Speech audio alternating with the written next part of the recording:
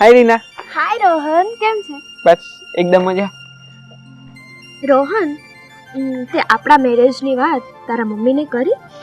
હા રીના, મેં મારા મમ્મીને બધી જ વાત કરી દીધી છે. મારા મમ્મીએ તો એમ પણ કહ્યું છે કે તને જો છોકરી ગમતી હોય ને તો તું લગ્ન કરી જ નાખ. બરાબર.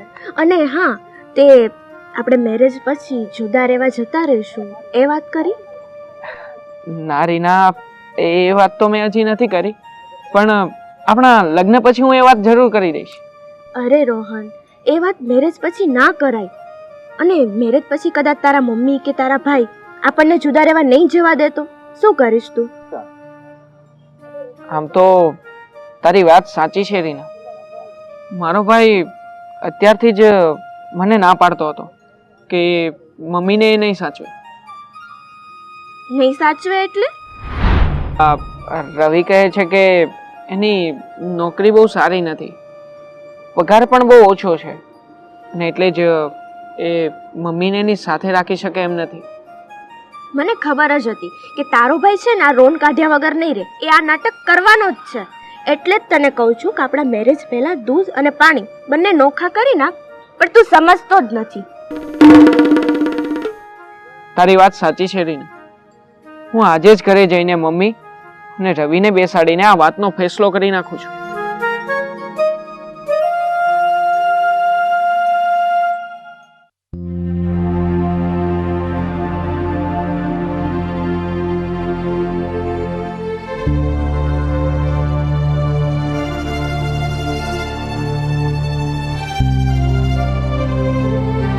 બોલ ભાઈ, શું કામ બોલાવે મને? કઈ કામ હતું?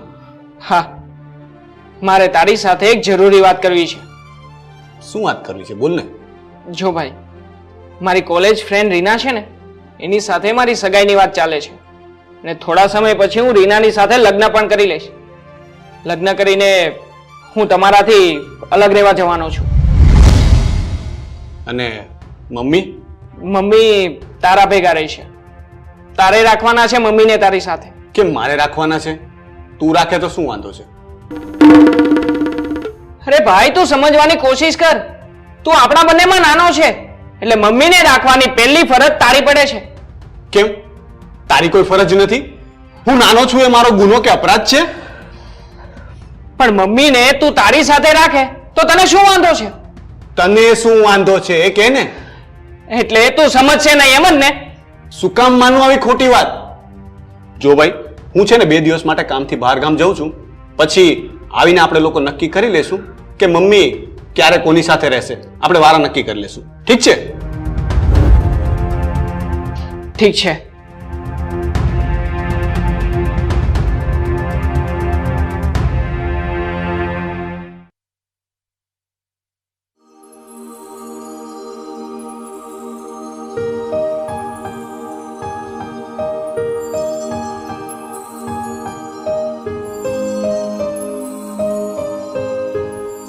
તું ક્યાંય જાય છે બેટા? હા મમ્મી, હું મારી થનાર પત્ની રીનાની સાથે આ ઘર છોડીને અલગ રહેવા જાઉં છું. શું? તું મને મૂકીને અલગ રહેવા જાય છે? હા મમ્મી, હું અને રીના થોડા સમય પછી લગ્ન કરી લેવાના છીએ. લગ્ન પછી રીના તમારી સાથે રહેવા નથી માંગતી. હા, એટલા માટે જ અમે બંને આ ઘર છોડીને અલગ રહેવા જઈએ છીએ. રોહન, રવિ મને મૂકીને જતો રહ્યો. એ બહાર ગામ ગયો, એને મહિનો પણ થયો, પણ હજી સુધી ઘરે પાછો નથી આવ્યો. અને હવે તું મને છોડીને જઈશ તો હું શું કરીશ? જુઓ મમ્મી, રવિ ખોટું બોલીને ગયો છે. હું બહાર ગામ જાઉં છું એમ કહીને એ ખોટું બોલીને ક્યાંક ભાગી ગયો છે. એટલે મમ્મી, શું મારે એકલાને જ તમને રાખવાની ફરજ છે? પણ બેટા, હું એકલી શું કરીશ? મને કોણ પાલવશે? એ બધું મારે નથી જોવાનું મમ્મી. તમને જેમ ફાવે ને એમ તમે કરો. અને આમ પણ હું એકલો જ તમારો દીકરો નથી, રવિ પણ તમારો જ દીકરો છે ને, તો હું એકલો તમને શું કામ ન રાખું? જો એ તમને રાખવા તૈયાર ના હોય તો? ચાલ રીના, એમની સાથે તો વાત કરવી જ બેકાર છે. પણ બેટા રોહન, મારી વાત તો સાંભળ. મમ્મી, મારે તમારું કંઈ નથી સાંભળવું. મેં કહ્યું ને તમને. બેટા રોહન, રોહન.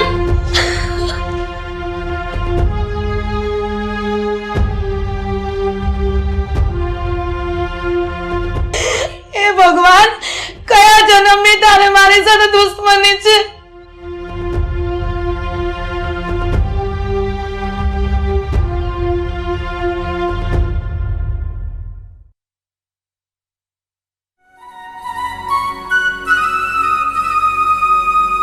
મનસુખભાઈ, જય શ્રી કૃષ્ણ. જય શ્રી કૃષ્ણ ભાભી. આવો ને, બેસો.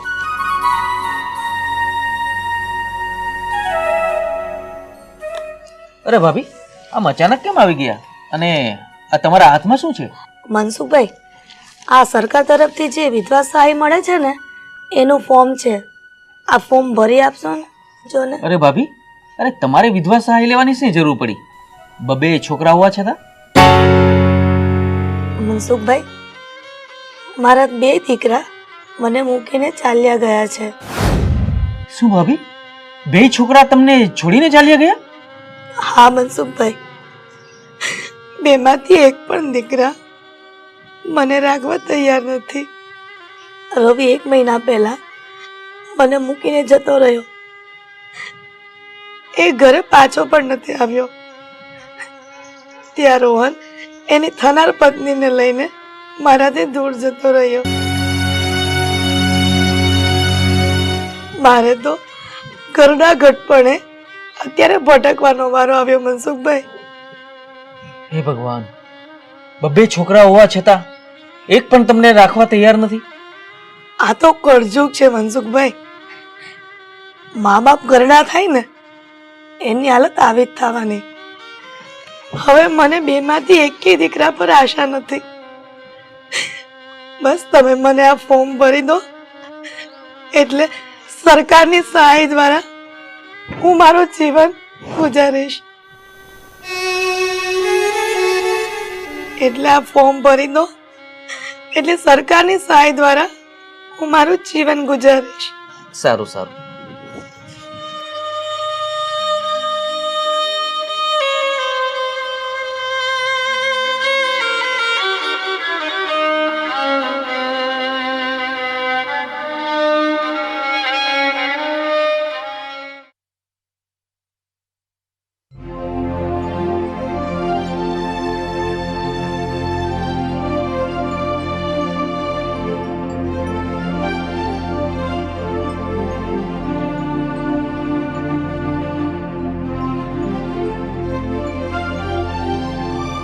અરે મનસુખ કાકા, તમે અહીંયા કેમ છો? બસ મજામાં. અરે 1 મહિનાથી તારું ઘર ગોતું છું અને આજે તું મળી ગયો. કેમ કાકા, કંઈ કામ હતું? આ કામ હતું. મારે તને પૂછવું છે કે આ તમે બંને ભાઈઓ શું કરવા બેઠા છો? તમે બંને ભાઈઓ હોવા છતાં તમારી માં એકલી રહે છે, તમને શરમ નથી આવતી? પણ કાકા, મારી પત્ની રીનાને મારી મમ્મી સાથે નથી રહેવું. એ ના પાડે છે એની સાથે રહેવાની. એટલે મમ્મી સાથે રહેવા નથી માંગતી એટલે? અરે ના રહેવા માંગતી હોય તો મોકલી દે ને બાપાના ઘરે. કાકા, આ તમે શું બોલી રહ્યા છો? એની તમને ભાન છે? ભાન તો તમે ભૂલી રહ્યા છો.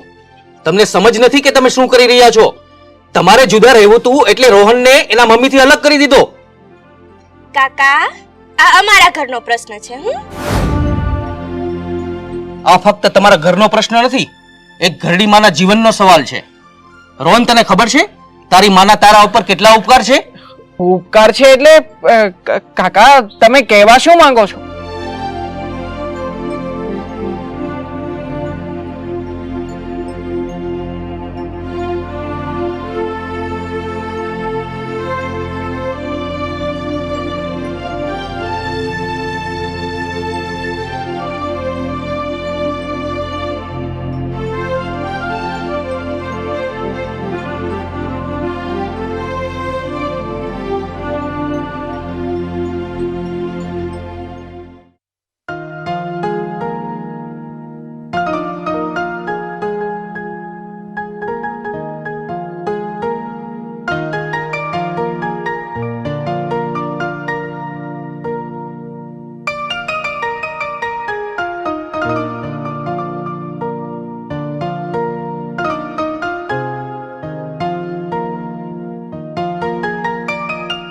અરે મનસુખ કાકા, તમે અહીં અમદાવાદમાં? અરે હું તો અહીં અઠવાડિયામાં 2 વખત આવું છું તને ગોતવા માટે. મને ગોતવા માટે મતલબ કઈ કામ હતું મારું કાકા? મારે તને એ પૂછવું છે કે તારી મમ્મીને તે રજાથી કેમ મૂકી દીધી? તો શું કરું કાકા? મારા રોહન સાથે વાત થઈ હતી કે અમે બંને મમ્મીને વારાફરતી અમારી સાથે રાખશું. હવે એ તો એની સાથે રાખવા તૈયાર જ નથી, તો શું હું એકલો એમને સાચવું? તમે બંને મૂર્ખ છો. તમે નાના હતા ત્યારે તમારી મમ્મી તમે બંનેને સાથે રાખી શકતી હતી અને આજે તમે બંને એક થઈને મમ્મીને સાથે નથી રાખી શકતા? પણ કાકા, અમારા એકલાની ફરજ થોડી છે. રોહને પણ મમ્મીને સાચવવા પડે ને. જો રવિ, કાલે તું મારા ઘરે આવો અને તારા ભાઈ રોહનને પણ હું બોલાવું છું. મારે તમારે બંને સાથે એક વાત કરવી છે. અને લે આ મારું કાર્ડ, ઘરે આવી જજે.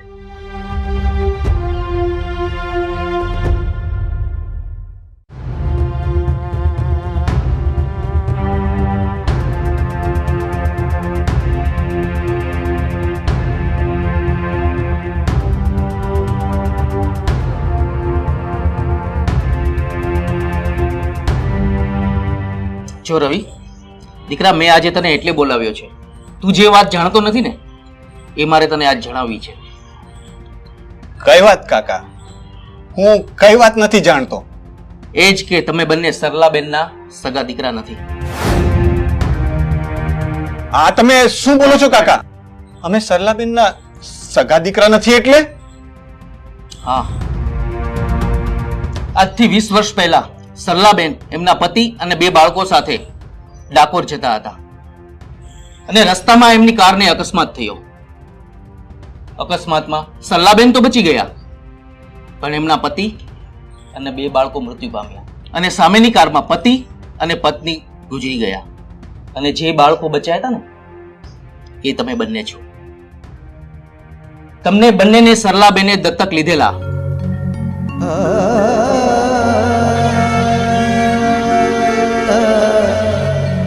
જો તે દિવસે સરલાબેને 2 બાળકોને દત્તક ના લીધા હોત ને તો આજે તમે બંને રસ્તે રઝળતા હોત.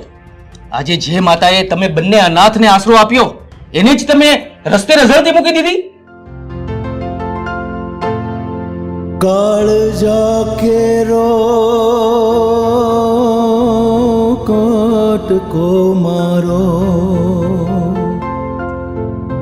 એવો હાથથી છૂટી ગયો. કાળજા કેરો કાટકો મારો એવો હાથ. મમ્મી, અમને બંને ભાઈઓને માફ કરી દો. અમારા બંનેથી બહુ મોટી ભૂલ થઈ ગઈ છે. મમ્મી, તમે તો અમને 2 અનાથને આશરો આપ્યો. અરે, સગા દીકરાની જેમ તમે અમને ઉછેર્યા અને અમે તમને રઝળતા છોડી દીધા. હા મમ્મી, અમે બંને ભાઈઓ તમારા માતૃ પ્રેમને સમજી ન શક્યા. ખરેખર તો અમે બંને ભાઈઓ પાપી છીએ, નરાધમ છીએ, નાલાયક છીએ અમે બંને.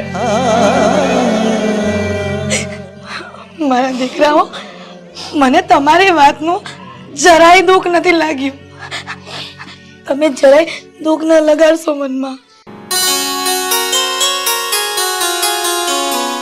મમ્મી, ભૂલ તો બધી મારી જ છે કે મેં તમને અમારી સાથે ના રાખવા માટે રોહનને તમારા માટે કેટલું બોલી. પણ મમ્મી, હવે હું તમને મારી સાથે જ રાખીશ. અને મમ્મી, હું પણ હવે તમારી બધાની સાથે જ રહીશ. અને રોહન મારા ભાઈ. હા ભાઈ. હા બેટા, આપણે બધા હળી મળીને સાથે રહીશું, એ પણ આપણા ઘરમાં. હા મમ્મી.